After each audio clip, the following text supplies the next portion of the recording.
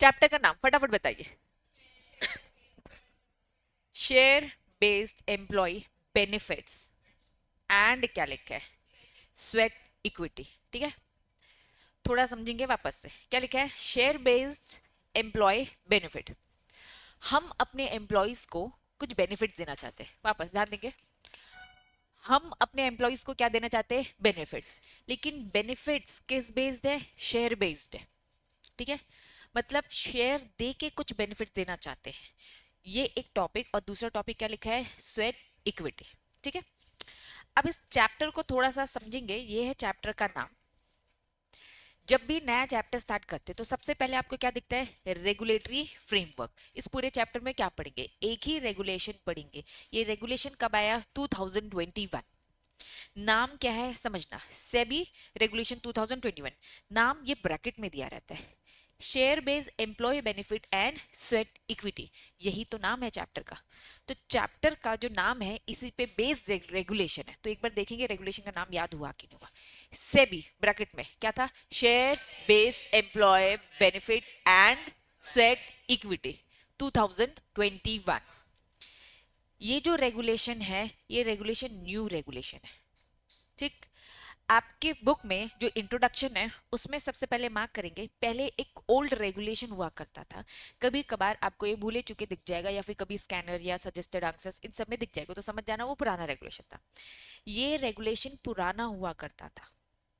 ठीक है, सॉरी ये तो न्यू वाला है, ये न्यू है। Share based employee benefit sweat equity regulation, ये 2021 न्यू है। पुराना रेगुलेशन हुआ करता था, अब थोड़ा समझेंगे। दो रेगुलेशन हुआ करते थे। शेयर बेस्ड एम्प्लॉय बेनिफिट एक टर्म है और एक स्वेट इक्विटी है। Share based employee benefit 2020, sorry 2014, ये 14 का रेगुलेशन था। और एक दूसरा रेगुलेशन होता था, SEBI issue of sweat equity regulation 2002।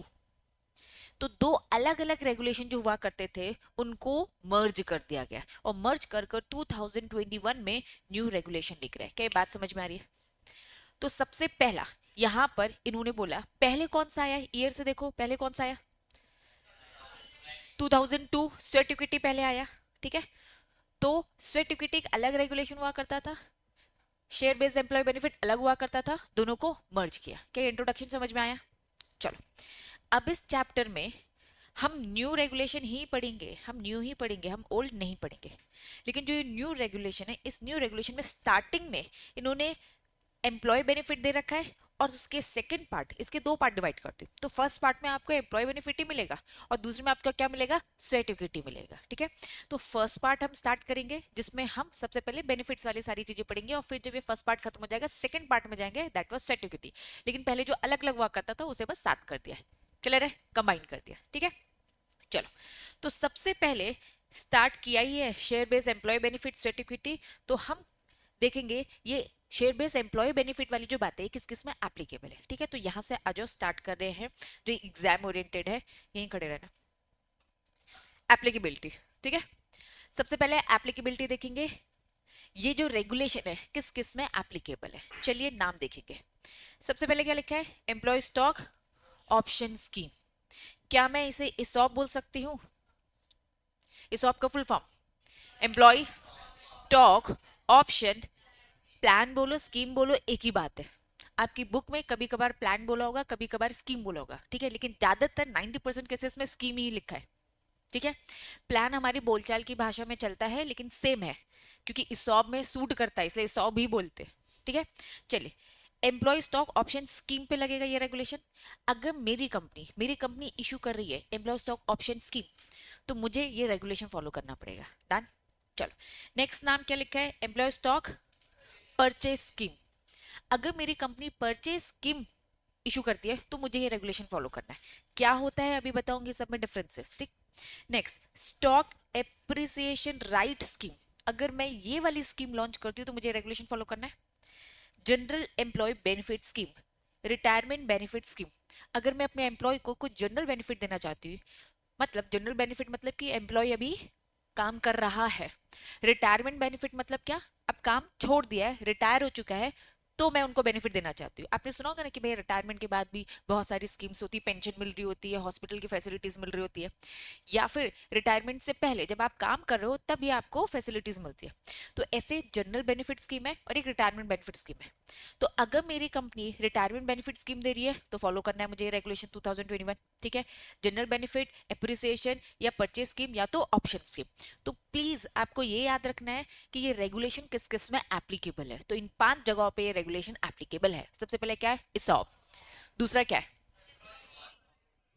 बस यहाँ जो ऑप्शन टर्म यूज किया है इन्होंने, यहाँ पे उसका रिप्लेसमेंट क्या है, परचेज, बाकी सारी चीजें सेम है, ठीक है। चलो, तीसरा क्या है, स्टॉक एप्रिसिएशन, ठीक है, right scheme, general employee benefit scheme और रिटायरमेंट बेनिफिट स्कीम, ठीक है। ये 5 स्कीम याद रखने का। चलो, अब सबसे इंपॉर्टेंट जो स्कीम है वो क्या है, इसॉप। इन्होंने एप्लीकेबिलिटी पांचों की तो बताई है, लेकिन पूरा का पूरा रेगुलेशन तो आपको कंप्लीट 360 डिग्री बताते हैं नहीं, उसका ओवरव्यू देते हैं। तो सबसे ज्यादा जो वो आपको समझाने वाले हैं आपके सिलेबस में, दैट वाज इसॉप, ठीक है। चलो, employee stock option plan, full form याद है? चलिए, पहले इस डेफिनेशन को याद करेंगे। इसॉप एक्चुअल में है क्या? कंपनी, मैं कंपनी या मेरी होल्डिंग कंपनी या तो मेरी सब्सिडरी कंपनी, मेरी कंपनी ऑप्शन दे रही है, मेरी कंपनी ऑप्शन दे रही है। ये ऑप्शन किसको दे रही है? अपने खुद के डायरेक्टर को, एम्प्लॉय है, अपने खुद के ऑफिसर को, ठीक है, या फिर अपने कोई भी एनी अदर एम्प्लॉय। ये मैं जो आपको बताने जा रही हूँ, ये मैं आपको डेफिनेशन बताने जा रही हूँ। सिंपल भाषा में अगर मैं आपको बताऊं, मीनिंग अगर मैं बताऊं, what do mean bye ESOP. ESOP क्या है? मैं अपने एम्प्लॉय को क्या दे रही हूँ? ऑप्शन दे रही हूँ, ठीक है। मैं अपने एम्प्लॉय को शेयर दे रही हूँ, और शेयर देते वक्त क्या बोल रही हूँ, मेरी कंपनी में 3 साल तक काम करना। मैंने कंडीशन रखी, मेरी कंडीशन, हर कोई कंपनी अपनी अपनी कंडीशन रख सकता है, 3 साल काम करना, 4 साल करना, 5 साल करना, जो स्कीम में आपको रखना है कंडीशन रखो। अगर आप मेरी कंपनी में 3 साल तक काम करोगे तो फिर मैं आपको इक्विटी दे दूंगी, मैं आपको इक्विटी दे दूंगी, मैं आपको ओनरशिप दे दूंगी। क्या मैं आपको मोटिवेट कर रही हूँ मेरी कंपनी में बने रहो, 3 साल तक काम करो? मुझे लग रहा है ये भाविक का बहुत अच्छा एम्प्लॉय है, मेरी कंपनी में बना रहेगा तो बहुत आगे बढ़ेगा, विधि बहुत अच्छा है, संस्कृति बहुत अच्छा है, तो इन सबको मैं एक लालच दे रही हूँ, लालच वाह। या फिर मैं कहूंगी कि कंपनी की क्या प्लानिंग प्लॉटिंग है, क्या प्लानिंग प्लॉटिंग है कि भैया इनको लालच दो इक्विटी का, ओनरशिप का, अच्छे तो लोग हैं ही, काम तो अच्छा करते ही हैं, और लंबे समय तक बने रहेंगे, तो बच्चों हमारी कंपनी और आगे चली जाएगी, ठीक है। तो मैं इनको एक तरीके का लालच दे रही हूँ, ठीक है। तो मीनिंग साफ ये है कि कंपनी कंपनी अपने एम्प्लॉय को इक्विटी शेयर्स का लालच दे रही है ताकि वो मेरी कंपनी में लंबे समय तक काम करे, और मेरी कंपनी अपने आप ग्रो करेगी। एक कंपनी को आगे बढ़ाने में किसका हाथ होता है? एम्प्लॉयज का। अगर मैं अपना काम अच्छे से नहीं करूंगी तो मेरी कंपनी जीरो हो जाएगी, अगर आप लोग अपना अच्छा काम नहीं करोगे तो आपकी कंपनी जीरो हो जाएगी। तो एम्प्लॉय तो है, सब कुछ एम्प्लॉय है बच्चों, सब कुछ एम्प्लॉय। क्या ये बात समझ में आ रही है? तो इसलिए अच्छे एम्प्लॉय की जरूरत है। तो कंपनी ये लालच देती है। आप खुद जानते हो कि लोग बहुत स्विच करते रहते हैं अपने पैकेजेस के चक्कर में, कि भैया ये तो हमें कहते हैं 20 लाख दे रहे हैं, अब हमें 30 लाख का ऑफर मिल गया, तो अगर मैं इक्विटी दूंगी तो आप शायद बने रहे, ठीक है। इसलिए ये ऑप्शन है, ये ऑप्शन है। अगर आप 3 साल तक काम करोगे तो ये ऑप्शन आप कर लोगे, अगर आपने 3 साल तक काम नहीं किया तो आपने मेरे ऑप्शन को ठुकरा दिया है, रिजेक्ट कर दिया है। बात समझ में आ रही है? चलो, तो अब आते हैं अपन डेफिनेशन की तरफ। कंपनी कंपनी इसॉप दे रही है, ऑप्शन दे रही है, किसको दे रही है? डायरेक्टर को। किसको दे रही है? ऑफिसर्स को। किसको दे रही है? एम्प्लॉयज को। ऑल दीज आर एम्प्लॉयज, ठीक है। क्या बोल रही है? परचेस करो हमारे शेयर्स। लेकिन जो शेयर्स हमारे आप परचेस करोगे, कब करोगे? फ्यूचर डेट में। मेरे एग्जाम्पल में मैंने क्या बताया? 3 साल बाद। मेरे एग्जाम्पल में मैंने क्या बताया? 3 साल बाद। प्री डिटरमाइंड प्राइस, आज मैंने प्राइस बता दी भैया 100 रुपए में। 3 साल बाद मैंने बोल दिया कि भैया आप जो खरीदोगे 2000, फॉर एग्जाम्पल 2029 1 जनवरी को मिलेगा, 1 जनवरी 2029 को आप मेरे शेयर्स ले सकते हो, ठीक है। कितने रुपए में? 100 रुपए में। अब इतने सालों बाद हो सकता है मेरी कंपनी की प्राइस बढ़ जाए, हो सकता है मेरी कंपनी की प्राइस कम हो जाए। क्या ये बात समझ में आ रही है? अगर बढ़ जाएगी तो एम्प्लॉय ले सकता है, कम हो जाएगी तो ऑप्शन है ना, ऑप्शन पहले ही बोल दिया था, ऐसे कोई जबरदस्ती नहीं है, लेना ही लेना है, ये ऑप्शन है। आप चाहो तो लो, आप चाहो तो ना लो। चलो, सिचुएशन 1 फिक्स नहीं है, ठीक है। मैंने ये आपको ऑप्शन दिया, लेकिन ये फिक्स, ये ऑप्शन तभी आपको मिल सकता है जब आप मेरी कंपनी में 3 साल तक काम करोगे। पहले साल में छोड़ दिया, ऑप्शन मिलेगा क्या? नहीं। 3 साल तक काम किया, 2029 में आप खड़े हो गए और मेरी कंपनी में लगातार आप काम कर रहे थे। उस दिन आपने देखा यार मार्केट में वैल्यू तो कितनी हो गई है, 10,000 कर देते। मार्केट में वैल्यू कितनी हो गई है? 10,000। और कंपनी से लेंगे तो हमें 100 रुपए में मिल जाएगा, तो लेना पसंद करोगे? 10 रुपए हो गई है, नहीं लेना, ऑप्शन है, ऑप्शन है, मत लो। लेकिन कंडीशन तो फुलफिल करनी पड़ेगी, 3 साल तक तो काम करना पड़ेगा। तो एक तरीके से तुम्हें बांध रहे हैं हम, है ना। आप काम करते हो, आप कंपनी को अच्छे से जानते हो कि कंपनी ग्रो करेगी कि नहीं करेगी, ठीक है। आपको लग रहा है भाई ये कंपनी कोई ग्रो नहीं करने वाली, छोड़ के निकल जाओ। कंपनी बहुत ग्रो करेगी इन 3 सालों में, बने रहेंगे। क्या ये बात समझ में आ रही है? तो ये एक तरीके का लालच है फ्यूचर का। हम आपको एक तरीके से रोकना चाह रहे हैं अपनी कंपनी में। तो क्या डेफिनेशन याद हो गई? कंपनी चाहे तो अपने एम्प्लॉयज को दे सकती है, कंपनी चाहे तो होल्डिंग कंपनी के एम्प्लॉयज को, कंपनी चाहे तो सब्सिडरी, मतलब होल्डिंग कंपनी अपने नीचे वाली कंपनी को भी ऑप्शन दे सकती है उनके एम्प्लॉयज को। क्या ये बात समझ में आ रही है? तो company, holding company, subsidiary company, ये ऑप्शन किस किस को दे सकती है? Director, officer, employee. क्या ऑप्शन दे रही? To purchase share, future date और predetermined price. Concept clear है? That was ESOP. Concept clear है? सबसे ज्यादा जो पढ़ने वाले हैं वो हम इसॉप ही पढ़ने वाले, बाकी सारी चीजें जैसे जैसे आएंगी समझाती जाऊंगी। सबसे पहला इंपॉर्टेंट इसॉप समझ में आ गया। चलो, कंपनीज कवर्ड, कौन कौन कंपनी यहाँ पे कवर होगी? इन्होंने कहा भैया सारी कंपनी कवर हो जाएंगी जो कौन है, लिस्टेड है। रेगुलेशन, सेबी के रेगुलेशन कौन मानेगा? Listed company. मेरी बात अच्छे से समझना। हम कंपनीज अगर कंपनीज एक्ट पढ़े तो कंपनीज एक्ट सारी कंपनीज को फॉलो करना है, जो जो कंपनी है। लेकिन मैं कंपनी जो लिस्टेड हूँ, भाविका की कंपनी जो लिस्टेड नहीं है, ये बस कंपनीज एक्ट फॉलो करेगी। और मैं क्या फॉलो करूंगी? कंपनीज एक्ट भी और सेबी के सारे रेगुलेशन, सारे। ये भी सेबी का रेगुलेशन, मतलब सेबी जितने रेगुलेशंस बना रहे हैं वो किसके लिए बना रहा है? लिस्टेड कंपनी के लिए, ठीक है। या तो मैं लिस्टेड हूं या फिर विधि प्रपोज टू बी लिस्टेड या लिस्ट होने जा रही है, ठीक है। चलो, हाँ, सब वो लिस्टेड कंपनीज है। यस, हाँ, यस यस, सबके लिए कंडीशन है, सारे एम्प्लॉय पहले 3 साल तक तो होल्ड करेगा ये पोजीशन, अदरवाइज नहीं।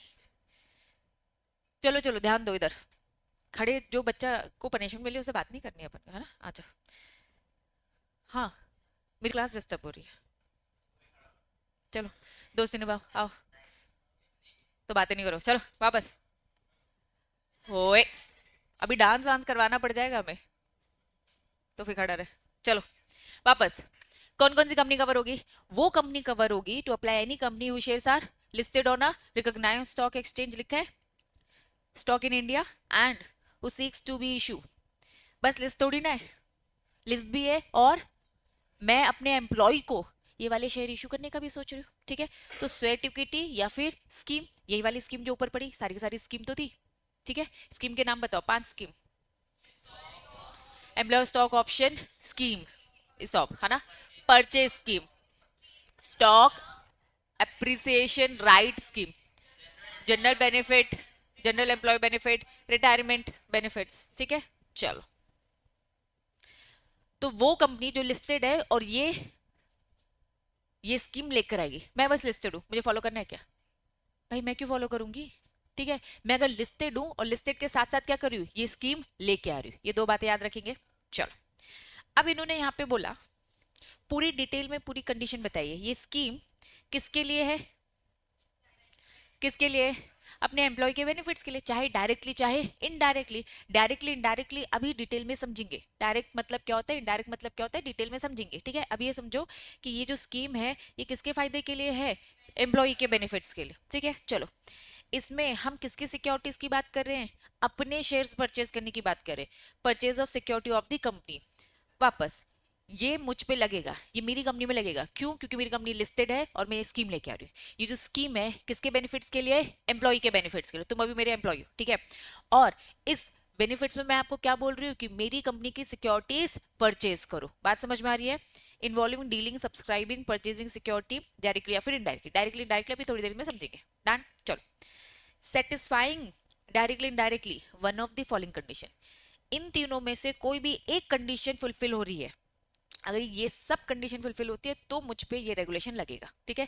ये रेगुलेशन मुझ पे कब लगेगा? मैं इसमें कब कवर दूंगी? पहला, बेनिफिट्स, एम्प्लॉय के बेनिफिट्स के लिए इसमें परचेज करने की बात हो रही है कि मेरी कंपनी के शेयर्स खरीदो। और स्कीम इज, क्या लिखा है? सेटअप बाय दी कंपनी, ये स्कीम कंपनी लेके आ रही है, वेरी गुड। या फिर क्या लिखा है, any other company in its group, या तो मेरी कंपनी कर रही है या तो मेरी ग्रुप कंपनी में होल्डिंग सब्सिडी सब कवर हो रहे हैं।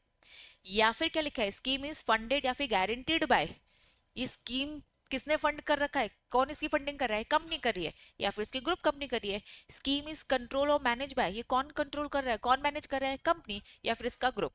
तो कुल मिलाकर यहाँ पे लिखा है कि कौन सी कंपनीज यहाँ पे कवर्ड होंगी, यहाँ पे वो कंपनी कवर होगी जो लिस्टेड है और ये स्कीम इशू कर रही है, ठीक है। फिर वो तीन बातें, पहला बेनिफिट्स ऑफ द एम्प्लॉय, दूसरा purchasing of security of the company, तीसरा सेटअप बाय, या फिर दूसरा पॉइंट क्या था, फंडेड बाय या फिर कंट्रोल बाय कंपनी या फिर its group company. Concept clear है पक्का। नीचे आ जाओ, इन्होंने कहा कि रेगुलेशन लग रहा है ना, साफ साफ लिखा है प्रेफरेंशियल इशू। बताओ जरा प्रेफरेंशियल इशू क्या होता है, बताओ बताओ बताओ बताओ। अपन इक्विटी और प्रेफरेंस इशू जानते हैं, ठीक है। अभी बस अच्छे प्रेजेंटेशन में, आपकी बुक की अजीबोगरीब लैंग्वेज हमने पढ़ ली है, अच्छे presentation. This rule apply listed company in India, जो स्टेट इक्विटी शेयर या फिर एम्प्लॉय शेयर स्कीम जो भी हमने पढ़ी ये इशू कर रही है। तो पहला पॉइंट क्या है, लिस्टेड, दूसरा क्या है, इशू ला रही है या तो स्टेट इक्विटी या तो वो बेनिफिट्स एम्प्लॉय जो स्कीम हमने पढ़ी। व्हेन स्कीम इज कवर्ड, पहला किसके फायदे के लिए है, बेनिफिट ऑफ द एम्प्लॉय। दूसरा क्या लिखा है, buying subscribing to the company share. तीसरा setup funded guaranteed control manage by company या फिर its group company. Concept clear है, लिखने का तरीका यही लिखना, ठीक है। Important note, if shares are issued under the employee benefit regulation, share issue किया है और हम ये वाला रेगुलेशन फॉलो कर रहे हैं, तो फिर क्या हम प्रेफरेंशियल इशू रूल फॉलो करेंगे क्या, एक बार में एक ही लॉ फॉलो करेंगे ना। अगर मैं ये स्कीम लेके आती हूँ तो स्कीम में मुझे रेगुलेशन फॉलो करना है। रेगुलेशन का नाम बताओ, सेबी ब्रैकेट ओपन क्या है, share based employee and benefit and sweat equity bracket close regulation 2021। हम तो ये फॉलो कर रहे हैं ना 21, तो प्रेफरेंशियल इशू वाला रूल क्यों फॉलो करेंगे। अगर कहीं कुछ मेंशन कर रखा है कि भैया दोनों फॉलो करना है तो बात अलग है, अदरवाइज हम ये रेगुलेशन फॉलो कर रहे हैं, प्रेफरेंशियल इशू फॉलो नहीं करेंगे। अब अपनी बुक की लैंग्वेज रीड करो, वो 2 लाइनें, और मुझे बताओ क्या समझ में आ रहा है। हुँ? क्या चीज, स्वेट इक्विटी। देखो राइट इशू प्रेफरेंशियल इशू समझते हो, हम किसी को प्रेफरेंस दे रहे हैं, ठीक है। जब हम प्रेफरेंस देते हैं, मेरी कंपनी अगर प्रेफरेंशियल इशू लेके आ रही है तो मैं उसका एक रेगुलेशन फॉलो करूंगी।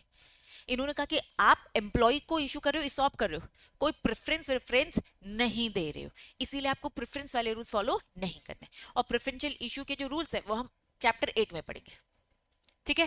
क्लैरिटी है बच्चों पक्का, लैंग्वेज अच्छे से समझ में आ रही है, कौन कौन सी कंपनी कवर हो रही है समझ में आ गया, लिस्टेड और जो ये स्कीम लेके आ रहा है, ठीक है। फिर उन्होंने कहा कि ये कब कवर होंगी, ये कंपनी तब होगी जब वो जो भी ला रही है कंपनी एम्प्लॉय के बेनिफिट के लिए ला रही है, और इसमें हमारे शेयर्स खरीदने की बात हो रही है कंपनी के खुद के, और setup funded guarantee control by manage by company of its group company. Done, clarity है पक्का, याद होती जा रही है चीजें, 5 स्कीम के नाम भी याद है, ठीक है। चलो अब रेगुलेशन में कुछ डेफिनेशंस है। सबसे पहली डेफिनेशन और सबसे important, very very very important, what do mean by employ.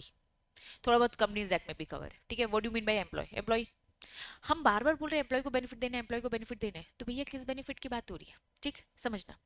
मैंने भाविका विधि और संस्कृति को किया, मैं कुछ ही एम्प्लॉयज को ये फायदा ही देना चाहती हूँ। जो भी कंपनी में एम्प्लॉय अच्छे से काम नहीं कर रहा है, क्या मैं उसको दूंगी, क्या बिल्कुल नहीं देने वाली, मैं तो अच्छे एम्प्लॉयज को देना चाहती हूँ, ठीक है। अब मैं डिसाइड करूंगी वो अच्छा एम्प्लॉय कौन है, हर कंपनी का अपनी अपनी पॉलिसी होंगी, ठीक है। लेकिन ये कह रहे हैं एम्प्लॉय से मतलब क्या, किस किस टाइप के एम्प्लॉय को देना है, ठीक है। पहले शॉर्ट में अच्छे से समझेंगे किस एम्प्लॉय को देना है, कौन कौन इंक्लूड होगा और कौन कौन एक्सक्लूड होगा, थोड़ा सा समझेंगे। एम्प्लॉय की डेफिनेशन में कौन कौन आता है और कौन कौन नहीं आता है, थोड़ा सा वापस से समझाऊंगी। मैं एम्प्लॉय को देना चाहती हूँ, मेरा पर्पस क्या है, मैं क्यों एम्प्लॉय को उसे रोक के रखना चाहती हूँ, ठीक है। तो मैं किस एम्प्लॉय को ऑप्शन दूंगी, ये जो एम्प्लॉय की डेफिनेशन है ये किसके लिए है, share based employee benefit scheme जो भी बेनिफिट्स वाली थी वो 5 चीजें, एक्सेप्ट स्वेट इक्विटी में एम्प्लॉय की डेफिनेशन इज डिफरेंट, तो प्लीज याद रखना स्वेट इक्विटी में ये एप्लीकेबल नहीं है। बात समझ में आ रही है, वापस हम यहाँ पे एम्प्लॉय की डेफिनेशन पढ़ रहे हैं, ठीक है। लेकिन ये जो डेफिनेशन है 5 स्कीम के लिए है, स्वेट इक्विटी के लिए नहीं है। स्वेट इक्विटी के लिए हम अलग से एम्प्लॉय की डेफिनेशन पढ़ेंगे, तो 2 एम्प्लॉय की डेफिनेशन पढ़नी है। पहली एम्प्लॉय की डेफिनेशन समझो। एम्प्लॉय वो जो कंपनी ने डेजिग्नेट कर रखा है कि भैया इंडिया में काम करो या इंडिया के बाहर, कंपनी ने भेजा है, मेरी कंपनी, ठीक है, मैंने इन तीनों को यहीं रखा और तुम लोगों को कहाँ भेजा, बाहर भेजा, है तो मेरे ही एम्प्लॉय ना। तो एम्प्लॉय से मतलब क्या, ये स्कीम्स में किन किन को दे सकती हूँ, उन एम्प्लॉयज को भी दे सकती हूँ जो कंपनी ने डेजिग्नेट करा कि इंडिया में काम करो, या फिर डेजिग्नेट करा कि इंडिया के बाहर, है तो मेरी कंपनी। बहुत सारी कंपनीज में ऐसा होता है एम्प्लॉय को बाहर भेज दिया जाता है, ठीक है। तो चलो, कौन कौन एम्प्लॉय की डेफिनेशन में आ रहे हैं, वो सब लोग जो इंडिया में काम कर रहे हैं कंपनी के लिए या इंडिया के बाहर। डायरेक्टर ऑफ द कंपनी, हम डायरेक्टर को भी मोटिवेट कर सकते हैं, है तो एम्प्लॉय, छोड़ के चला गया तो, या ये डायरेक्टर बहुत अच्छा है, हमारी कंपनी को बहुत आगे बढ़ाएगा, तो उस डायरेक्टर को भी हम ये ऑप्शन दे सकते हैं, जो डायरेक्टर हमारी कंपनी में होल टाइम काम कर रहा, और नॉट अगर मैंने बोल दिया तो होल टाइम या फिर part time. Non executive, executive मतलब होल टाइम टाइप का रहता है जो पूरा दिन भर काम करते हैं, नॉन एग्जीक्यूटिव एक तरीके से पार्ट टाइम टाइप का बोल सकते हैं, ठीक है। चलो, तो साफ लिखा है, हम ये ऑप्शन किस किस को दे सकते हैं, कंपनी के डायरेक्टर को जो होल टाइम काम कर रहा है, या फिर नॉन एग्जीक्यूटिव डायरेक्टर। बट क्या बोल दिया, जरा मुझे बताओ ये इंडिपेंडेंट डायरेक्टर होता कौन है।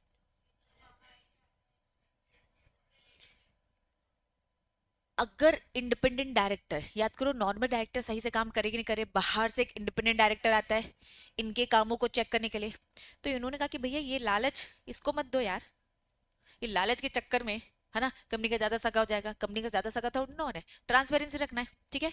तो प्लीज आप 3 साल तक काम करो, 5 साल तक काम करो, ये कंडीशन आप किसमें लगा सकते हो, डायरेक्टर को ऑप्शन दे सकते हो, ठीक है। डायरेक्टर चाहे वो होल टाइम हो चाहे वो नॉट होल टाइम या फिर नॉन एग्जीक्यूटिव बोलो, लेकिन प्लीज ये option indirect, sorry independent director को नहीं। Next, employee of the group company, मैं अपनी होल्डिंग कंपनी के एम्प्लॉयज को दे सकती हूँ, मैं अपनी सब्सिडी कंपनी को दे सकती हूँ।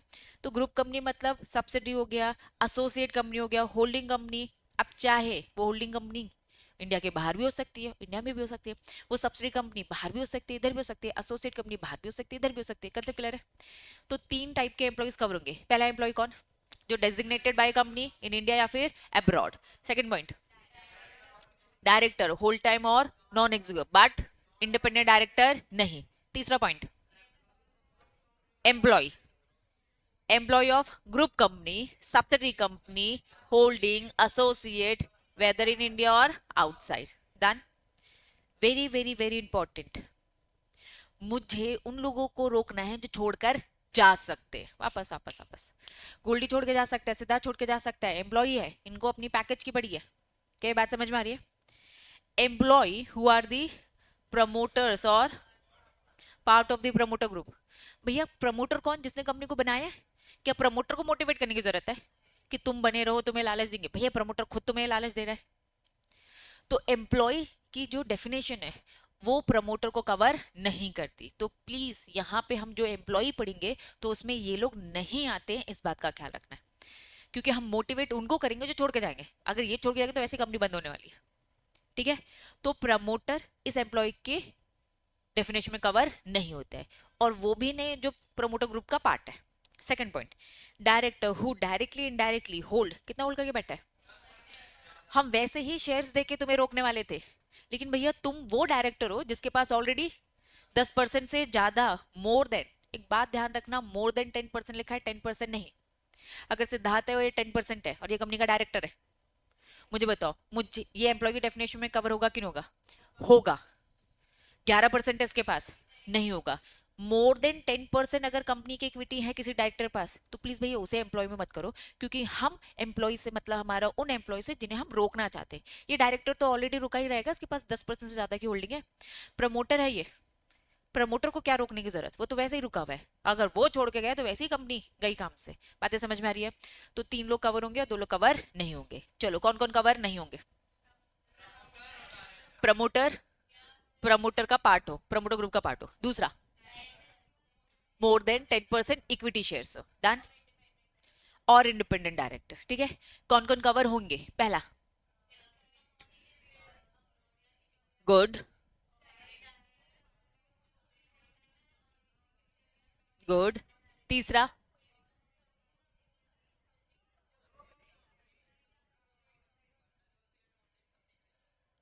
मैंने आपको अच्छी सिंपल लैंग्वेज बता दिया, लिखना उसी तरीके से। अब तुम्हारी बुक में डेफिनेशन दे रखी है तो बैरक की लैंग्वेज होती है, तो देखेंगे हमें समझ में आ रही है कि नहीं आ रही। ठीक है, एम्प्लॉय की डेफिनेशन क्या लिखा है, एक्सेप्ट,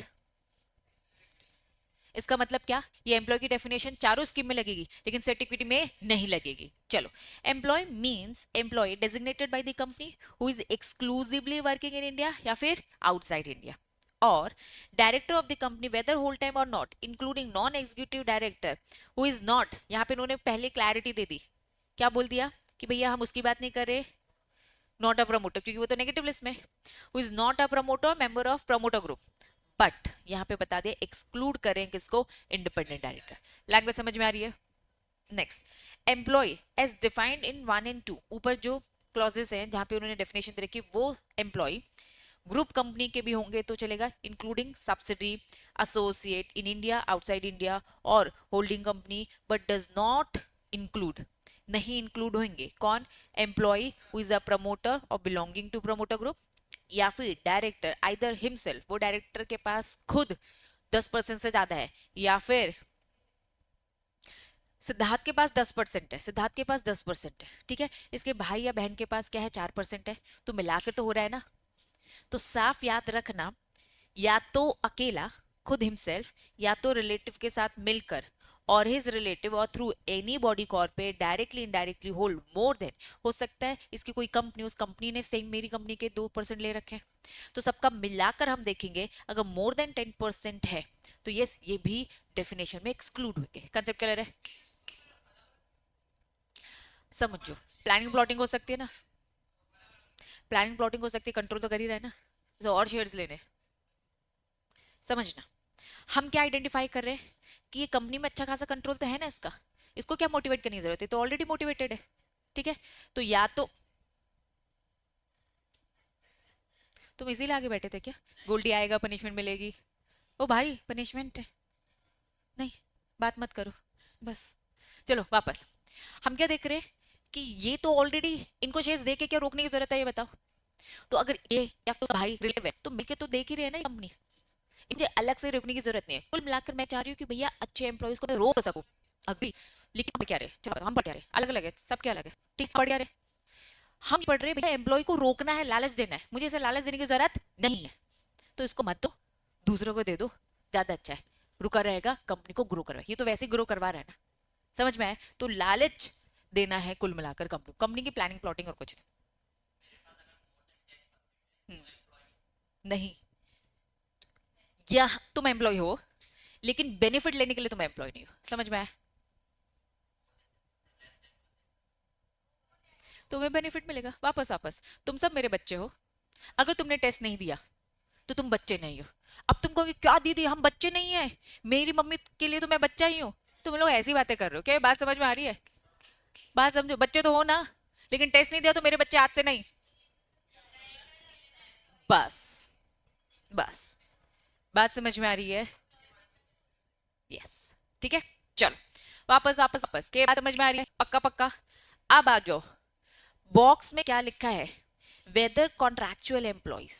अब ऊपर जब हमने डेफिनेशन पढ़ी तो उस डेफिनेशन में कहीं भी टेम्परेरी या परमानेंट टाइप की चीजें लिखी थी क्या, नहीं। अब क्वेश्चन ये है, अगर कोई कॉन्ट्रैक्चुअल एम्प्लॉइज है, एलिजिबल है क्या इस टाइप की बेनिफिट्स लेने के लिए इस रेगुलेशन में, तो आंसर है यस, बता रही हूं, पहले यहां पर पढ़ो और फिर मैं रीजन बताती हूँ।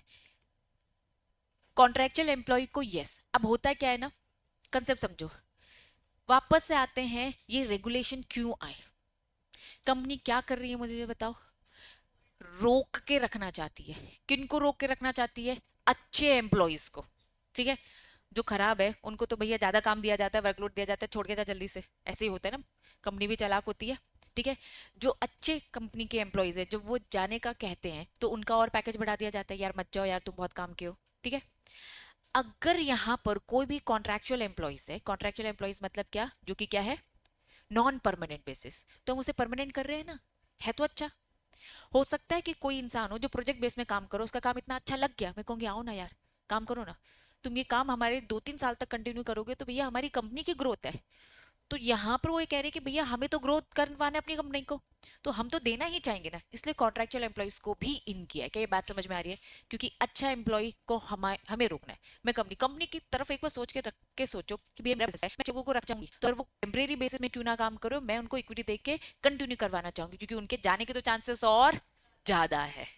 ठीक है, तो चलो नॉन परमानेंट बेसिस कॉन्ट्रैक्चुअल। अब एग्जाम में क्या होता है ना, कुछ अजीब से टर्म यूज कर लेते हैं। कॉन्ट्रैक्चुअल बोला तो मैं क्लिक हो जाएगा क्योंकि बुक में करा, लेकिन अगर नहीं गिग वर्कर्स, गिग मतलब क्या होता है, टेम्परेरी वर्कर्स। एम्प्लॉइज का लिखा है प्रोबेशन, प्रोबेशन मतलब क्या है, ट्रेनिंग पीरियड, है ना, जो कार्यशिप रहता है तरीके से ना, उस प्रोबेशन पीरियड भी बोलते हैं। ठीक, तो प्रोबेशन या फिर रेपुटेशन ये सब ट्रेनिंग पीरियड ही रहते हैं। तो हो सकता है आपके एग्जाम में केस स्टडी में वो कुछ ऐसे टर्म यूज कर लो जो तुमने कहीं सुना ही नहीं और तुम्हें लगे यार पता नहीं दीदी ये वाला तो हमने नहीं पढ़ा था।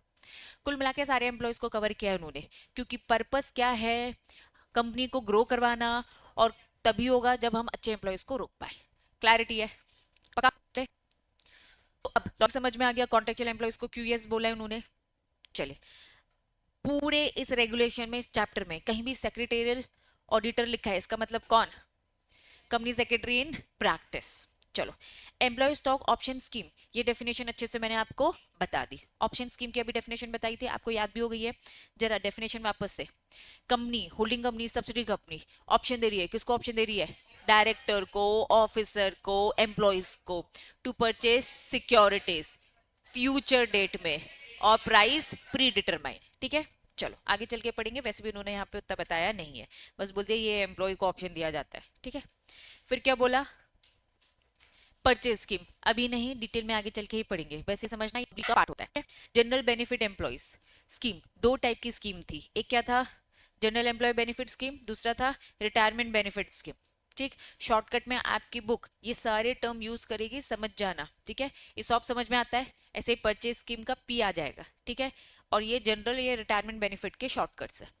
अब general benefit, for example employee मेरी कंपनी में काम कर रहा है, भले ही उसकी सैलरी मैंने बोलते तुम्हारा 20 लाख है, लेकिन उसको अलग से सर्विसेज एक्स्ट्रा बेनिफिट्स क्या क्या मिल रहा है। एग्जाम्पल, हेल्थ केयर बेनिफिट मिल रहा है, हॉस्पिटल केयर बेनिफिट मिल रहा है, benefit in the event of the sickness, accident, disability, death, scholarship fund, such other benefit.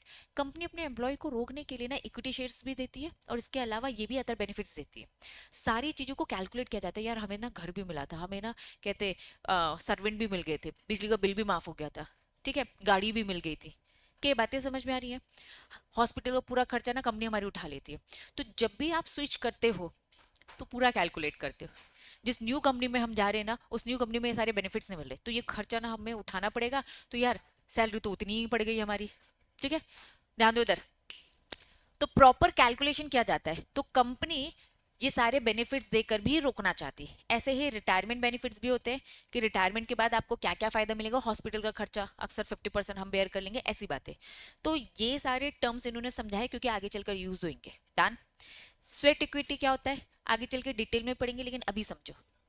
पसीना बहाया है ना, रक्षिता दी ने, वेरी गुड, रक्षिता दी ने बहुत टाइम से काम किया है, 10 सालों से दीदी काम कर रही है, तो काम कर दिया है, अब हम उसे इक्विटी दे देंगे। ठीक है, किसी ने न्यू ज्वाइन किया है हमें, है ना, गुड, किसी ने न्यू ज्वाइन किया, वो अच्छा एम्प्लॉय है, तो हम कह रहे भैया और 5 साल काम करना तब मिलेगा। क्या स्वेट और इसॉ में डिफरेंस समझ पा रहे हो? स्वेट इक्विटी में क्या हो रहा है, पुराना जो काम हो चुका है, वो पसीना जो बहा चुके हो उसके लिए इक्विटी दे रहे। इसॉप में क्या हो रहा है, इसॉप में क्या हो रहा है, और काम करवाएंगे फिर देंगे, बोलो पसीना तो बहाओ पहले। ठीक है, दोनों में डिफरेंस, लेकिन हाँ स्वेट आगे चल के डिटेल में पढ़ेंगे। एप्रिसिएशन एक स्कीम थी, पूरा नाम बताओगे?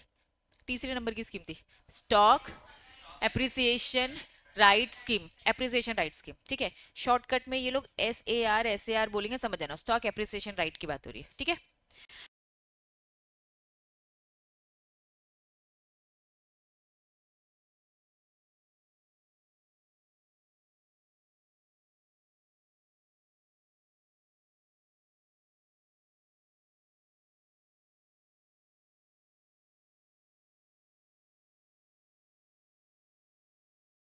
अब इसमें क्या होता है, एप्रिसिएशन होता है, अभी डिटेल में जाकर पढ़ेंगे, लेकिन अभी शॉर्ट में बता रही हूँ।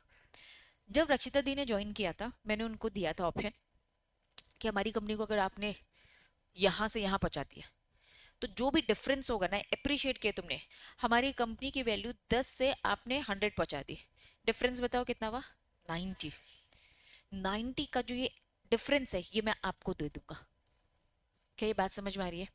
तो स्टॉक एप्रिसिएशन, तो अभी आपको सीएस बनना है तो मॉड्यूल से तो पढ़ना ही पड़ेगा। सीएस दुनिया देता है तीनों level from the only module. Appreciation समझा रहे, what do mean bye appreciation? Appreciation is difference between market में जो प्राइस है, जो आपने एक प्राइस दी थी भैया, जब आपने ज्वाइन किया था तो हमने कहा था भैया 10 है, 50 है, 60 है, इतना है, आपने 100 तक पहुंचा दिया, तो ये जो डिफरेंस है, आपने जो ये ग्रो करवाया हमें, उसका एप्रिशिएट करवाया ना तुमने, हमें ग्रो कराया, ये मैं आपको दे दूंगा। ठीक है, ये भी डिटेल में जाके पढ़ेंगे। ठीक है, ये सारे ऑप्शन ये अभी थोड़ी देर से बता रही हूँ। इसॉप समझ में आता है तुम लोग को? ये समझ में आया? चलो, अब थोड़ा इसॉप की साइकिल जो आगे उन्होंने टर्म्स दे रखे उसको समझने के लिए आपको इसकी साइकिल समझनी है, तो सेम ही है ना। सबसे पहले ग्रांट, मैं आपको ऑप्शन दे रही हूँ। एक होता है ग्रांट, मतलब क्या? मैंने ये ऑप्शन आपको दिया, मैंने ये ऑप्शन आपको दिया, इसे टेक्निकली क्या बोला जाएगा? Option grant.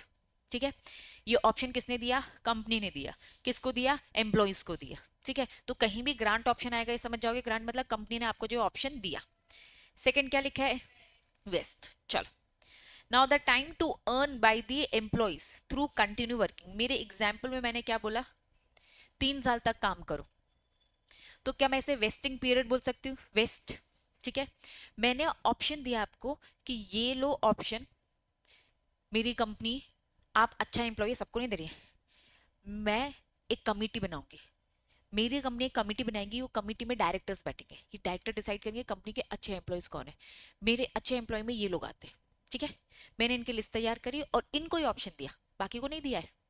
मैंने इनको ऑप्शन दिया कि 3 साल तक काम करो और ये ऑप्शन ले लो, तो पहले मैंने ऑप्शन दिया, दैट मीन्स ग्रांट। ठीक है, वेस्ट, अब ये वेस्टिंग पीरियड 3 साल तक मेरी कंपनी में काम करेंगे, 3 साल तक काम कर लिए, 3 साल पूरे हो गए। After some duration employee exercise the, right, exercise कर लिया, 3 साल पूरे कंप्लीट कर लिए। अब मैंने जो वादा किया था कि मैं तुम्हें शेयर्स दूंगी, तो ये शेयर्स मैं आपको प्रॉपर सेल करूंगी। ठीक है, now the company issue share to the employee, तो प्लीज ये टर्म्स याद रखना। पहला ऑप्शन क्या लिखा है? ग्रांट, पहला पॉइंट क्या लिखा है? ग्रांट, कंपनी ने ऑप्शन दिया। दूसरा वेस्टिंग, मतलब क्या? वो ड्यूरेशन जो आप प्रॉपर काम करोगे। देन एक्साइज, आपने डिसाइड कर लिया है मार्केट में उसकी वैल्यू 10,000 हो गई है 100 रुपए की, तो आप एक्साइज करने आ रहे हो, एक्साइज करने आ रहे हो मतलब आ रहे हो लेने। अब जब आप लेने आए हो तो मैं आपको दे रही हूँ, दैट वाज सेल। मतलब क्या ले रहे? कंपनी डिसाइड की, मेरे एग्जाम्पल में 3 है, 4, 5 कुछ भी हो सकता है। ठीक है, अगर तुमने बोल दिया 10 साल, कंपनी छोड़ के एम्प्लॉय छोड़ के भाग जाएगा, क्यों? इतने साल तक कौन काम करेगा, है ना। लेकिन कम से कम क्या 2 महीने में दे दोगे? कुछ तो रखो भाई, है ना। तो कुछ तो साल आपको रखने पड़ते हैं। चलो, अब यहां से ये सारे टर्म्स आप समझ जाओगे। क्या एक्सरसाइज समझ में आ रहा है? एक्सरसाइज मतलब क्या? आप आओगे, एक्सरसाइज मतलब ग्रांट, हद हो गई। एक्सरसाइज मतलब क्या? जब आप लेने आ रहे हो। ठीक है, ग्रांट डेट समझ में आ रही है? जिस दिन मैंने आपको दिया, ग्रांट मतलब मैंने ऑप्शन दिया तो वो डेट। ऑप्शन मतलब समझ में आ रहा है कि ऑप्शनल है, आप चाहो तो लो, आप चाहे तो ना लो। रिलेवेंट डेट, मैंने बताया आपको कि एक कमिटी होती है, एक कमिटी होती है जो डिसाइड करती है कि किन किन को देना है और किन किन को नहीं। तो आगे चल के जब हम रिलेवेंट डेट पढ़ेंगे, तो रिलेवेंट डेट मतलब डेट ऑफ मीटिंग। कमिटी का जो नाम बताया, उस कमिटी का नाम क्या है? कॉम्पनसेशन कमिटी, कमिटी का नाम याद रखना। कॉम्पनसेशन कमिटी एक बनती है, ये कमिटी डिसाइड करेगी किनको देना है किनको नहीं, टर्म्स एंड कंडीशन सब डिसाइड करने वाली ये होती है। तो जिस दिन इनकी मीटिंग होगी, on which grant is made, इस मीटिंग में डिस्कशन हो रहा है, मैं राकेश अभिषेक सर की कंपनसेशन कमेटी है। ठीक है, इस कमेटी में हम डिसाइड करें कि हमें किस किस को ऑप्शन देना है। ठीक है, तो जिस दिन हमारी मीटिंग हुई उसको हम बोलेंगे रिलेवेंट डेट। जगह जगह लिखा होगा कि आप यहाँ से 10 दिन में आना, रिलेवेंट डेट से 10 दिन में आना, वापस रिलेवेंट डेट से 10 दिन में आना। तो रिलेवेंट डेट मतलब कि जिस दिन मीटिंग हुई वहां से 10 दिन के अंदर अंदर, समझ में आया? तो रिलेवेंट डेट याद रखना। और date on which notice exercise is given to company. ठीक है, notice exercise is given to company, वो दिन जिस दिन आपने हमें क्या दिया? नोटिस दिया कि हम एक्साइज करने आ रहे, to the trust by the employee. अभी मैं बार बार बोली थी हम डायरेक्ट इनडायरेक्ट समझेंगे, डायरेक्ट इनडायरेक्ट। ठीक है, तो डायरेक्ट इनडायरेक्ट जब समझ में आएगा, तो कंपनी क्या होती है? कंपनी या तो डायरेक्ट ये स्कीम लेके आती है, या फिर कंपनी को लगता है यार बहुत पंगे है यार, किसी और को काम दे दो। तो कंपनी चाहे तो ये काम किसके थ्रू करवा सकती है? एक ट्रस्ट। कंपनी चाहे तो ये काम किसके थ्रू करवा सकती है? ट्रस्ट। तो जब हमने यहाँ पर पढ़ा था डायरेक्टली इनडायरेक्टली, डायरेक्ट मतलब कंपनी खुद लेके आ रही है, कंपनी ने ये काम किसी और को दे दिया, तो किसी और किसको देगी, ट्रस्ट को देगी। ये बात समझ में आ रही है। डायरेक्ट इनडायरेक्ट, डायरेक्ट मतलब मैं कंपनी खुद तुम्हें डायरेक्टली दे रही हूँ। इनडायरेक्ट मैंने ये काम छोड़ा, गोल्डी का एक ट्रस्ट बनाया, मैंने कहा सुनो ट्रस्ट तुम ये सारे काम करवाते रहना, मैं आपको पूरा सपोर्ट करूंगी। जैसे मुझे आपको क्वेश्चन आंसर राइटिंग प्रैक्टिस करवानी, तो मैंने मॉनिटर के थ्रू ये काम करवाया, या तो डायरेक्टली, पहले डायरेक्टली करवा रही थी, फिर कहा कि चलो अब मॉनिटर के थ्रू करवाएंगे। क्या ये बात समझ में आ रही है? वापस आएंगे। चलो स्टॉक एप्रिसिएशन राइट, ये स्टॉक एप्रिसिएशन राइट समझ में आए, एप्रिसिएशन डिफरेंस समझ में आए। स्टॉक एप्रिसिएशन राइट जो मिडिल का जो भी डिफरेंस आएगा वो मिल जाएगा, आगे चल के डिटेल में पढ़ेंगे। स्टॉक एप्रिसिएशन राइट स्कीम बता रहे हैं आप, एस आर एज अ ग्रांटी बता रहे हैं, एस आर डिटेल में बाद में चल के पढ़ेंगे। ट्रस्ट मतलब क्या, जो इंडियन ट्रस्ट एक्ट के अकॉर्डिंग बनेगा, ठीक है, इनडायरेक्ट तरीके से जो चल रहा है। डन। तो ये कुछ डेफिनेशन थी जो हमने देख ली, अब जैसे जैसे हम पढ़ते जाएंगे डिटेल उसमें और है ना समझते चलेंगे। क्लियर है? चलो, तो अभी तक आपने डेफिनेशन पढ़ी, जो कुछ बड़ा फटाफट क्विक रिवीजन। सबसे पहले दो रेगुलेशन अलग अलग हुआ करते थे। कौन कौन से दो रेगुलेशन अलग हुआ करते थे? शेयर बेस्ड एम्प्लॉय बेनिफिट और स्वेटिविटी। पहले क्या आया था? स्वेटिविटी 2002 का पुराना था, शेयर बेस्ड एम्प्लॉय बेनिफिट 2014 में आया, दोनों को मर्ज कर कर 2021। डन। फिर उसके बाद हमने क्या स्टार्ट किया, हमने पढ़ा एप्लीकेबिलिटी, किस किस में ये स्कीम एप्लीकेबल होती है। इस 5 में पहला स्टॉप एम्प्लॉय, पूरा नाम बताओ। अच्छा रुको, पहली स्कीम का पूरा नाम बताओ। Employee employee stock option scheme, दूसरा एम्प्लॉय स्टॉक परचेज स्कीम, तीसरा stock appreciation right scheme, next general employee benefit scheme, next retirement benefit scheme. ये 5 स्कीम।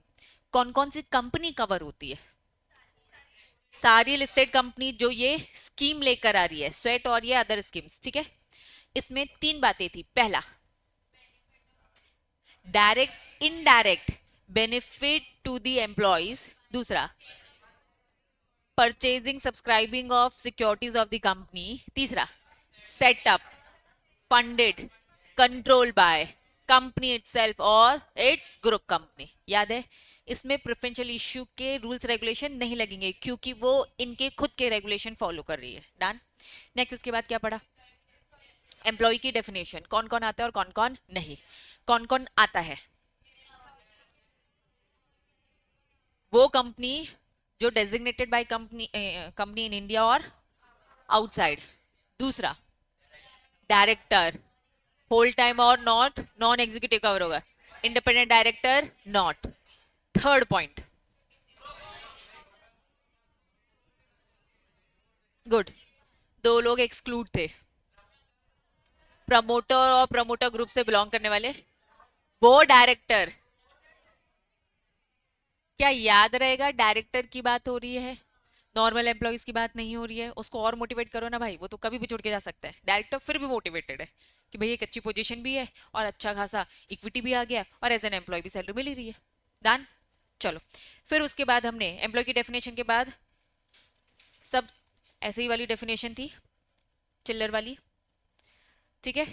अब डायरेक्ट इनडायरेक्ट तो समझ में आ गया। डायरेक्ट मतलब क्या, कंपनी खुद ये कर रही है, ठीक है। इनडायरेक्टली मतलब किसी ट्रस्ट के थ्रू। चलो, अब यहां समझेंगे स्कीम, स्कीम इंप्लीमेंटेशन और प्रोसेस। गुल्डी बेटा थोड़ा इस कोने में खड़े होना बेटा, गुल्डी बेटा थोड़ा उधर खड़े होना, सिद्धार्थ कोने में भेज दो। ठीक लग रहा है? ज्यादा देर तक ठीक नहीं लगेगा क्योंकि मुझे ठीक नहीं लग रहा है, नालायक। चलो ध्यान दो उधर, पता नहीं क्या बातें करने लगते थोड़ी थोड़ी देर में।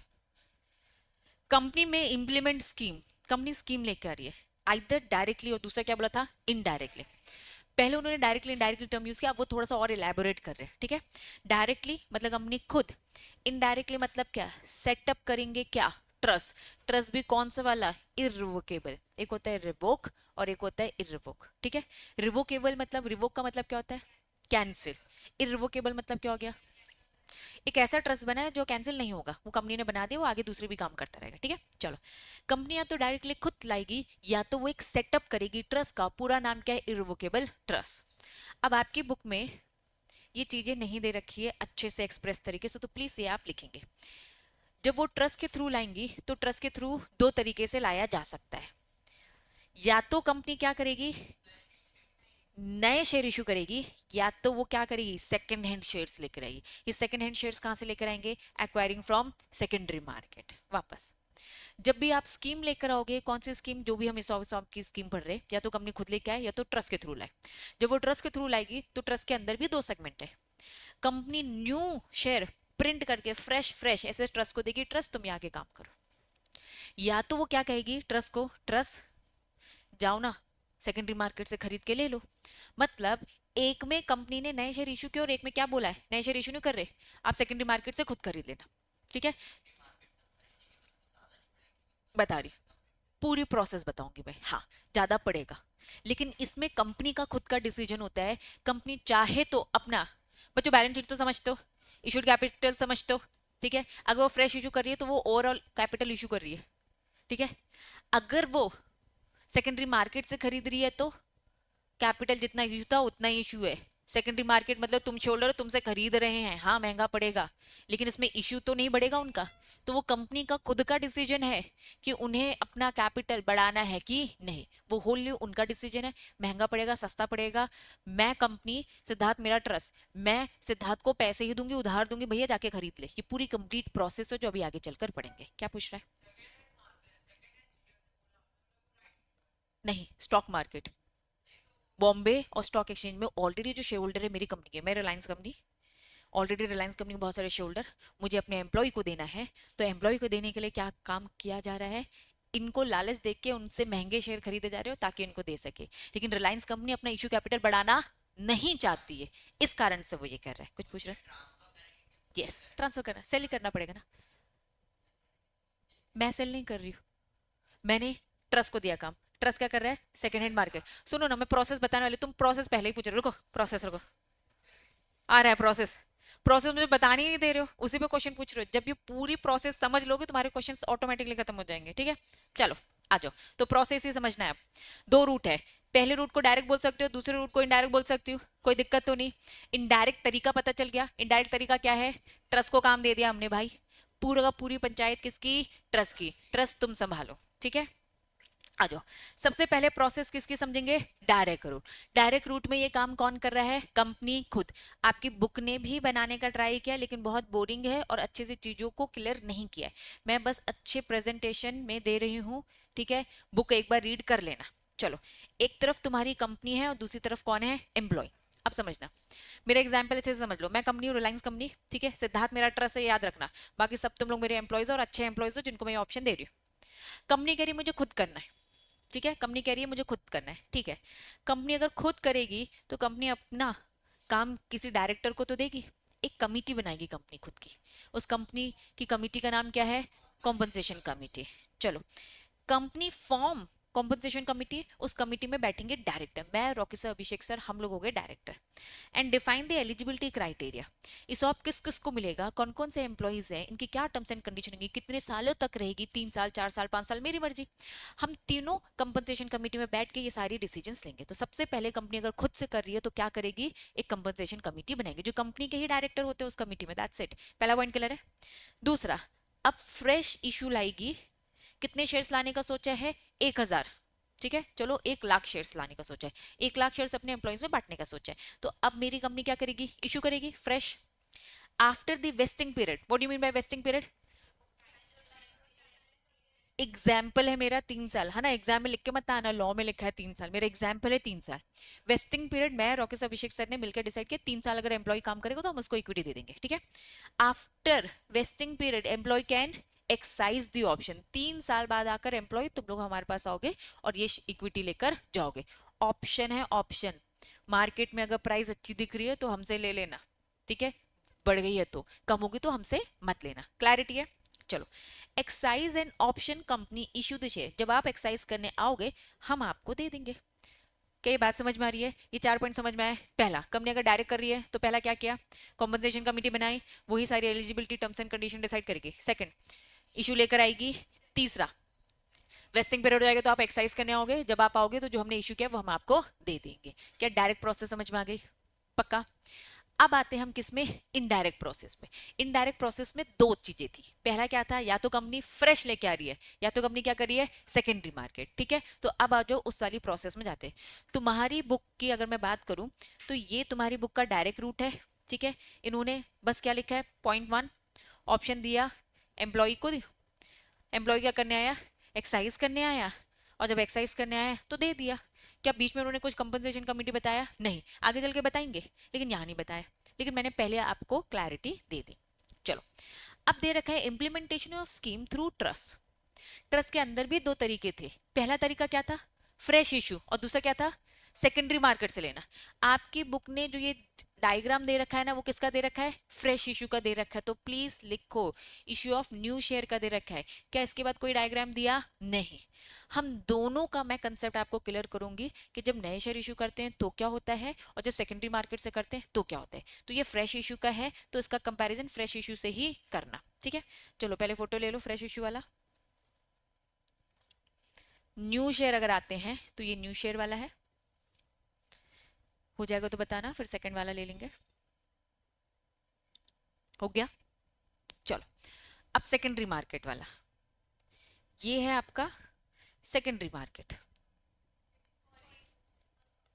ठीक है। चलो, ये है आपका सेकेंडरी मार्केट।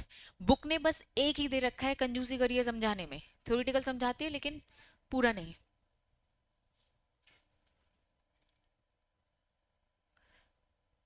चलो, हो गया। आ जाओ फ्रेश इशू, पहले बताओ डायरेक्ट रूट किलर है, डायरेक्ट में क्या हो रहा था बताओ फटाफट। कंपनी ने क्या किया अपना, पहले कॉम्पनसेशन कमेटी बनाई, कमेटी ने डिसाइड डिसाइड किया, फिर इशू किया, ठीक है। वेस्टिंग पीरियड आए, वेस्टिंग पीरियड लेने आए। आप चाहो तो और अच्छे तरीके से बना सकते हो, क्योंकि तुमको पूरी प्रोसेस अब कंप्लीटली पता है, आपको तो पता है ना, पहले ग्रांट किया, फिर ऊपर क्या बढ़ता है, वेस्टिंग किया, फिर एक्सरसाइज करने आए, फिर सेल किया, जब आओगे तभी सेल करेंगे, अदरवाइज नहीं, ठीक है। चलो, अब हम आ रहे हैं न्यू शेयर इशू करे, लेकिन यहाँ पे अब मैं काम खुद नहीं कर रही हूँ। अभी मैं राकेश अभिषेक सर ने कमेटी बनाई थी और कर दिया था, अब ट्रस्ट बनता है, सिद्धार्थ मेरा ट्रस्ट डन। चलो, सबसे पहले पॉइंट समझेंगे, कंपनी फॉर्म करेगी क्या, ट्रस्ट का पूरा नाम अब कान खोलकर सुन लो, क्या लिखा है, एम्प्लॉय वेलफेयर ट्रस्ट। नाम से काम समझ में आ रहा है, ये ट्रस्ट किसके लिए बनाया है, एम्प्लॉय के बेनिफिट के लिए बनाया है, तो नाम ही क्या बोल दिया, employee welfare trust. And grant the loan, मैंने कहा सिद्धार्थ भाई तुम हो मेरा ट्रस्ट, ठीक है, तुमको देना है इन सारे एम्प्लॉय को शेयर्स, जब ये 3 साल बाद आएंगे आएंगे तो देना है, ठीक है। तुम सब मेरी कंपनी में बने रहे, 3 साल बाद आ रहे हो, ये कहाँ से शेयर उठा के दे दे, ना इसके पास शेयर है ना इसके पास पैसा है, ये तो ट्रस्ट बनाया है ना मैंने ही। तो मैंने कहा कि कंपनी दे रही है लोन टू दी ट्रस्ट, ठीक है। मैं अब शेयर उठा के प्रिंट करके इसको दे दिया सिद्धार्थ को, मैं कहूंगी ला पैसे, सिद्धार्थ भाई दीदी पैसे तो नहीं है, ठीक है। मैंने कहा उधार लेना, उधारी चल रही है, समझना, उधार में शेयर दिया, समझना कंसेप्ट को, मैंने उधार में अभी इसको शेयर दिया, इसने मुझे पैसे नहीं दिए, उधार में शेयर गया। अब सिद्धार्थ ने ये शेयर तुम सबको बांटा, 3 साल बाद जब तुम आए, तुमने पैसे भी तो दिए हैं, कि फ्री में लेकर जाने वाले हो, फ्री में दी थी मैंने स्कीम, मैंने क्या बोला था, 100 रुपए, तो तुम ये पैसे जब इसे दोगे तो ये अब अपनी उधारी चुका देगा। पहले बताओ ये सिंपल प्रोसेस समझ में आई। मैंने सिद्धार्थ को बोला सिद्धार्थ ये शेयर्स ले और ये दे देना, बदले में पैसे तो दे, मुझे भी तो एंट्री करनी है अपनी बैलेंस शीट में, ठीक है। तो जब मैंने एंट्री करी तो मैंने कहा यार सिद्धार्थ ने मुझे पैसे नहीं दिए, तो मैं क्या दिखाऊंगी, लोन, कि मैंने जो शेयर्स दिए वो लोन में दिए, और सिद्धार्थ जब इनसे पैसे रिकवर कर लेगा तो ये मुझे मेरा पैसा लौटा देगा। कंसेप्ट समझ में आ रहा है। पहला, ट्रस्ट बनाया और लोन दिया to the trust for subscribing shares, क्योंकि अभी मेरी बैलेंस शीट में 3 साल बाद तुम लोग यार, तुम्हारा नाम अभी से थोड़ा दिख जाएगा शेयर होल्डर, तो अभी तो मैं ट्रस्ट दिखा रही हूँ, और ट्रस्ट को मैंने दिखाया लोन पर दिया, क्लियर। नहीं कुछ नहीं मिलने वाला, क्यों, क्योंकि मैंने अपने काम को हल्का करने के लिए क्या है ना, 3 साल बाद, अभी रुक जाओ। हाँ, अब देखो, फ्यूचर में अगर 10,000 हो गया तो मैं 100 में ही करूंगी ना, अपना कॉन्ट्रैक्ट लोन तो आज ही का बात है, तो 100 रुपए के हिसाब से ही बना होगा, आज तो वैल्यू उसकी 100 रुपए ही है, डिस्काउंट में ही चल रहा है, ठीक है। तो हाँ, हाँ, क्योंकि कंपनी का पर्पस क्या है, नुकसान है, कंपनी का पर्पस क्या है, एम्प्लॉय को रोके रखना। अगर 5 साल ये लोग रुक जाते, 3 साल ये रुक जाते, तो मेरी कंपनी का तो वैल्यू 10,000 यही बढ़ा रहे हैं, हो सकता है प्राइस गिर भी जाए, सीधा भी कर सकते। देखो अब मेरी बात समझो, कंपनी का काम क्या बस एम्प्लॉय को रोके ही रखना है क्या, कंपनी को भैया काम भी करना है, बिजनेस भी करना है, तो वो 100 ऑलरेडी चीजें करेंगे, वो कंप्लाइंस में फंसना नहीं चाहती है, ट्रस्ट के थ्रू ही करेंगे, क्योंकि भैया कंप्लाइंसेस अपने मत्थे ना आए। क्यों? क्योंकि भैया लॉ बहुत ज्यादा है, ये एक लॉ नहीं है। अभी तुम्हें जो चैप्टर 8 पढ़ाना है तुम्हें पता चलेगा कितने लॉज है, कितने लॉज है। इतने लॉ फॉलो करने के लिए भैया अलग से सिस्टम बना दो। हमें बिजनेस भी करना है, मुझे पढ़ाना भी तो है ना, मेरा बिजनेस पढ़ाने का, और मैं ट्रस्ट ही मेंटेन कर रही हूँ या फिर अपना खुद का सिस्टम चला रही हूँ, पढ़ाऊं भी तो। ठीक है, तो मेन काम को हिट ना हो इसलिए ट्रस्ट के थ्रू भेज दिया। ठीक, चलो पहला पॉइंट समझ में आया। ट्रस्ट बनाया, ट्रस्ट बनाने के बाद क्या हुआ, फ्रेश इशू करके मैंने इनको दिया और उसको लोन उधार दिया, कंपनी ने अब इशू करके ट्रस्ट को दे दिया, उधार उधार की बातें हो गई अपनी। यस, कंपनी ने इशू किया ऑप्शन और एम्प्लॉय को बता दिया, एम्प्लॉय तुम सबको ये ऑप्शन है, 3 साल बाद आकर किससे ले लेना, ट्रस्ट से ले लेना, मेरे पास मत आना भैया, मैंने काम ही तो आगे कैरी फॉरवर्ड कर दिया है। एम्प्लॉय 3 साल बाद एक्सरसाइज करने आता है ऑप्शन, ट्रस्ट ट्रांसफर करेगा जो शेयर्स उसके पास थे, जो आएगा ट्रस्ट क्या करेगा, ट्रांसफर कर देगा उन एम्प्लॉयज को पॉन दी एक्साइज प्राइस ले लेगा, एक्साइज प्राइस वही जो 100 रुपए जो भी डिसाइड हुई, जो भी अपनी मर्जी है ना। ट्रस्ट रिपे करेगा वही लोन किसको, कंपनी को। बस यही डायग्राम फॉर्म में है। आओ, सबसे पहला point, grant loan for the payment of the subscribing money, पहला पॉइंट समझ में आया। ठीक है, कंपनी ने ये ट्रस्ट बना दिया और पहला पॉइंट ये। दूसरा पॉइंट, डायरेक्ट इशू अब किसको किया, इशू किसको किया, ट्रस्ट को किया, ट्रस्ट को किया, कंपनी ने अब ट्रस्ट को दे दिया, लोन दे दिया, भैया ये लो आप शेयर्स तुम रखो। नेक्स्ट तीसरा पॉइंट, ये बात किसको बता दी, ऑप्शन दे दिया एम्प्लॉय को, एम्प्लॉय मैंने ट्रस्ट के साथ ये डील कर दिया है भैया, इनसे ले लेना तुम। अब एम्प्लॉय एक्साइज करने आया, और जब एक्साइज करने आएंगे तो कंपनी ने उसे क्या किया, ट्रांसफर कर दिया और पैसे दे दिए उसने, और पैसे जो मिले भैया ट्रस्ट तुम रिपे कर दो। पहले बताओ, नए शेयर इशू किए का सिस्टम समझ में आया? अगर ये आ गया तो मैं सेकेंडरी में जाऊंगी। ठीक है, क्लैरिटी है, समझना। पहला point, grant loan for the payment of the subscribing money, trust बनाया, ये तो सेम ही है, कंपनी ने ट्रस्ट बनाया, लोन भी दिया, लेकिन उसको क्या बोला, मेरी कंपनी को कोई इंटरेस्ट नहीं है अपना इशू कैपिटल बढ़ाने में, लेकिन मैं कहीं ना कहीं अपने एम्प्लॉय को रोकना भी चाहता हूँ। लॉस तो है, बच्चों ऊपर भी लॉस हो ही रहा था, लेकिन क्योंकि वो लॉस नहीं देख रहा है अभी, वो क्या देख रहा है, एम्प्लॉय को रिटेन करना, रोके रखना। तो अब इसने क्या बोल दिया कि भैया क्या करो आप, परचेज करो। कंपनी ने सेम पहले ट्रस्ट बनाया, लोन दिया ट्रस्ट को, लेकिन ट्रस्ट को लोन क्यों दिया, क्योंकि मुझे नए शेयर इशू नहीं करने हैं, तो प्लीज ट्रस्ट, सिद्धार्थ को बोला ट्रस्ट आप सेकेंडरी मार्केट से जाकर क्या करो, परचेज करो। महंगा पड़ रहा है आज तो महंगा है ना, आज मत खरीदो। ठीक है, फ्यूचर का सोचो, सॉरी आज खरीदो, लेकिन आज का मत सोचो, फ्यूचर का सोचो। It was just like a gold, भाई आज गोल्ड खरीदो तो हमें लग रहा है ना कि बढ़ जाएगा, कंपनी भी यही सोच रही है। देखो आज ही वो सोचे कि हमारे रेट गिर जाएंगे, तो क्या वो ये सारे ऑप्शंस देंगे क्या, नहीं, वो ये सोच रही है भैया फ्यूचर में तो हमारी ग्रोथ है पक्की, तो मैं ट्रस्ट को बोल रही हूँ ट्रस्ट ये लो पैसे और जाके खरीद लो। यस महंगा पड़ सकता है, नो डाउट, लेकिन क्योंकि कंपनी अभी नफा नुकसान नहीं देख रही है, कंपनी चाहती है भैया अच्छे एम्प्लॉयज रहे, हमें इन्हें क्या देना है, हमें इन्हें क्या देना है, फायदा देना है ताकि ये रुके रहे, ये मेन कंसर्न है। ठीक है, अब सारी चीजें सेम, ट्रस्ट क्या करेगा, परचेज शेयर करेगा कहां से, सेकेंडरी मार्केट से। अभी तक क्या हो रहा था, कंपनी इशू दे रही थी है ना, कंपनी इशू करेगा ऑप्शन, ये बात वो किसको बता देगा, एम्प्लॉय को, कि ये सेगमेंट ओपन हो गया, ऑप्शन मिल चुका है तुम्हें। एम्प्लॉय एक्साइज करने आएगा, ट्रस्ट ट्रांसफर करेगा share to the employee, receipt of the exercise price, इनसे पैसे लेकर वापस वो रिपे कर देगा, लोन चुका देगा। तो अब मुझे बताओ दोनों प्रोसेस में डिफरेंस क्या था, दोनों प्रोसेस में डिफरेंस क्या था, कंपनी फ्रेश इशू ला रहा है और बैलेंस शीट में इशूड कैपिटल बढ़ता दिख रहा है, और यहाँ पे क्या हो रहा है, सेकेंडरी मार्केट, इसमें बैलेंस शीट में कोई भी चेंज नहीं है, बस वो ट्रांसफर हो रहा है।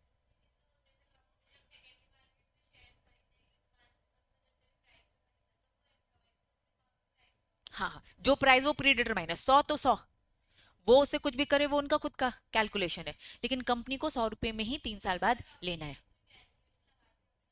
लगाती है। हाँ बिल्कुल, कंपनी सोच समझ के कैलकुलेशन करता है, और कैलकुलेशन में सेबी भी बहुत सपोर्ट करता है, सेबी बोलता है भाई इतनी प्राइस से कम तो नहीं होना चाहिए, मिनिमम एक वो ब्रैकेट लगा देती है, उतना रखो या उससे ज्यादा रखो लेकिन उससे कम नहीं। कुछ पूछ रहा है डाउट, 3 साल का अगर हमने कंडीशन रखा है तो 3 साल, तुमको तो पहले से खरीदना है, ट्रस्ट की बात कर रहे हो, ट्रस्ट पहले से खरीद के रखेगा ना, क्योंकि जब ये लेने आएंगे तो तुम वही मार्केट में खरीदोगे, महंगा नहीं पड़ जाएगा तुम्हें, थोड़ा पहले तो खरीदना पड़ेगा। कंपनी को फायदा, कंपनी को क्या फायदा हो रहा है बताओ? मेरे तो शेयर जा रहे हैं ना, और मुझे तो सस्ता ही, मुझे तो 100 रुपए ही मिलने वाले हैं। वो मैं कह रही हूँ, पर्पस समझो, पर्पस में फोकस रहो। पर्पस क्या है शुड बी और महक बेटा, पर्पस क्या है बच्चों? पर्पस बताओ। हाँ शुभी, प्लीज है ना, थोड़ा एक्टिव रहो यार।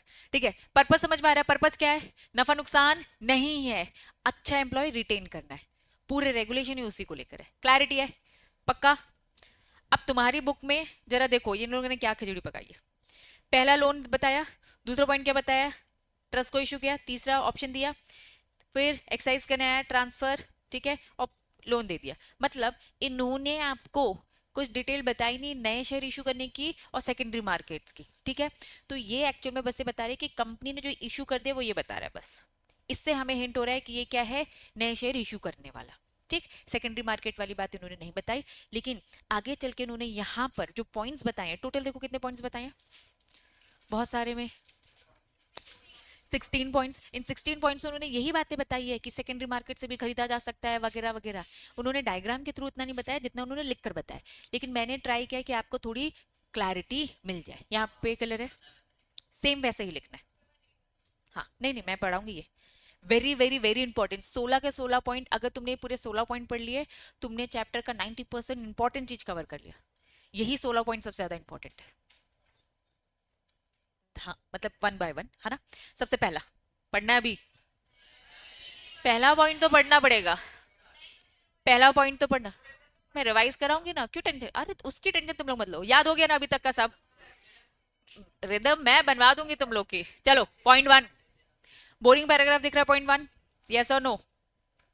3 पॉइंट में डिवाइड करो इसे। हाँ बोरिंग है, लेकिन यही पास करवाएगा। चलो, if a company implement employee benefit scheme through trust, इसका मतलब क्या? कंपनी के पास दो ऑप्शन है, डायरेक्ट और इनडायरेक्ट। कंपनी ने क्या ऑप्ट किया? Indirect trust. अगर कंपनी ने डिसाइड किया कि वो ट्रस्ट के थ्रू जाती है, it must be decide this, क्या लिखा है?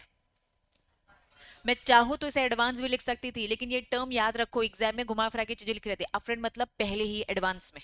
ठीक है, अगर कंपनी ने सोचा है कि ट्रस्ट के थ्रू जाना है, तो please decide this upfront and get the shoulder approval. मतलब कि जिस दिन आप सोच रहे हो ना सॉब लेकर आने का, आज मीटिंग हो रही है, ठीक है, इस मीटिंग में मैंने डिसाइड किया कि मैं अपने एम्प्लॉयज के लिए सॉब लेकर आना चाहती हूँ, मुझे रक्षिता दी और ओमकार भैया के लिए सॉब लेकर आना है। ठीक, तो अगर मैं सॉब लेकर आना चाहती हूँ शोल्डर की मीटिंग में, तो मुझे आज ही बताना है, क्या बताना है, कि मैं डायरेक्ट लेके आ रही हूँ या फिर इनडायरेक्ट।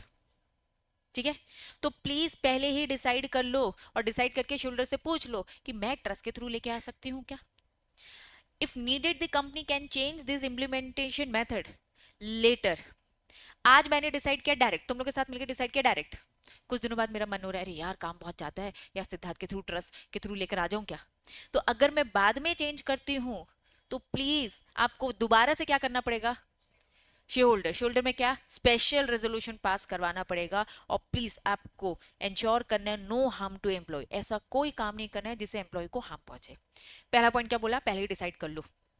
लेकिन हाँ, हमने पहले डिसाइड कर लिया था, लेकिन हम तो महान है, है ना। चेंज करने का सोचा है, बाद में भी चेंज कर सकते हो, लेकिन दोबारा से पूछ लो बस। पहले भी तो पूछा था ना, पहले हमने डिसाइड किया सबने मिलकर, चलो डायरेक्ट रूट से आएंगे। लेकिन अब हम चेंज करना चाहते हैं, चेंज किया जा सकता है, दोबारा से मीटिंग बुलाओ, एसआर पास करवाओ। पहले दो पॉइंट क्लियर है क्या? हाँ, पहले वाले में उन्होंने स्पेसिफाई नहीं किया है, बस शेयर होल्डर अप्रूवल बोल दिया। ठीक है, अब उन्होंने कहा कि बाद में चेंज करोगे तो स्पेशल रेजोल्यूशन से नीचे नहीं जाने वाले। डन। तीसरा point, if the scheme involve, क्या लिखा है? आपने डिसाइड किया है सेकेंडरी मार्केट से लेने का, आपने डिसाइड किया है गिफ्ट के फॉर्म में देने का, या फिर आपने डिसाइड किया है बोथ, तो आपके पास एक ही ऑप्शन है, आप ट्रस्ट के साथ ही जाओगे। आप ये नहीं कहोगे कि सेकेंडरी मार्केट से जाना है तो भैया डायरेक्ट रूट से ले हम डायरेक्ट खरीद लेंगे, नहीं। अगर आपने डिसाइड किया सेकेंडरी, तो सेकेंडरी का एक ही रास्ता है, थ्रू ट्रस्ट, दैट्स इट। क्या ये तीन बातें समझ में आई? अब बोरिंग तरीके से तुम्हारी बुक की लैंग्वेज फटाफट रीड करो। कंसेप्ट समझ में आ गई? तीन बातें। हाँ हाँ हाँ हाँ। तुम 3 साल बाद ही दोगे सिद्धार्थ को, है ना। सिद्धार्थ पहले खरीद लेगा, या तो मुझसे पहले लोन ले लेगा, या तो सेकेंडरी मार्केट से।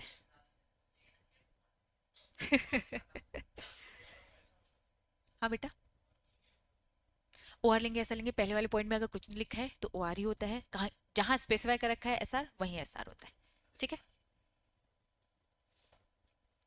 लैंग्वेज समझ में आ रही है? लैंग्वेज समझना बहुत इंपॉर्टेंट है। मैं चाहूं तो सारी चीजों को तुम्हें सिंपल नोट्स में दे सकती हूँ, लेकिन मैं जानबूझ के नहीं देती। रीजन क्या है?